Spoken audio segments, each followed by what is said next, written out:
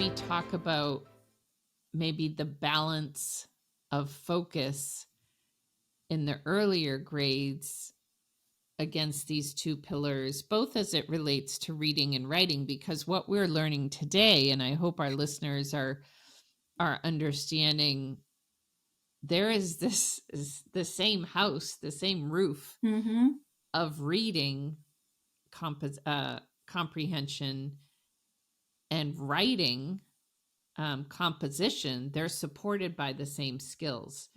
So it's really important to think about that. But can you clarify for our teachers who are listening out there in school and district leaders, this idea of how you think about a balance of these two pillars as you cut across both, K-3 and then 4-8 and beyond.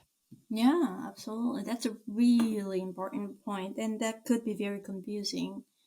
I may sound very abstract or ideal, but ultimately, what it boils down to is knowing your students, right?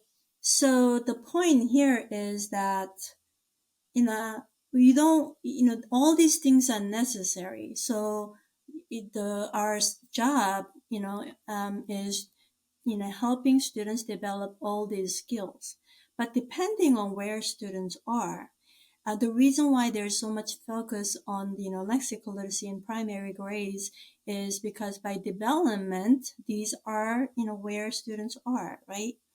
But that does not mean that we have to spend, the vast majority of time on lexical literacy at the expense of not teaching the other, or, at the exclusion of not teaching the other.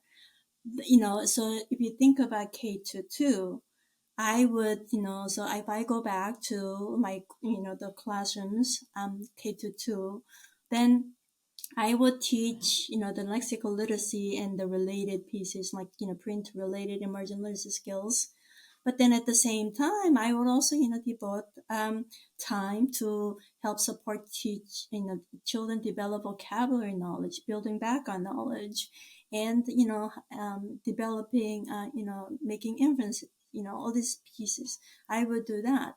As children develop lexical literacy skills, I'm going to reduce, the time I spend on that because they're becoming more accurate and they're becoming more automatic, right? So then I will spend more time now on the other pieces now involving written text instead of oral text. So then if you transition to grades 3 and 4, again, the majority of students at that point, we hope that they have developed foundational lexical literacy skills.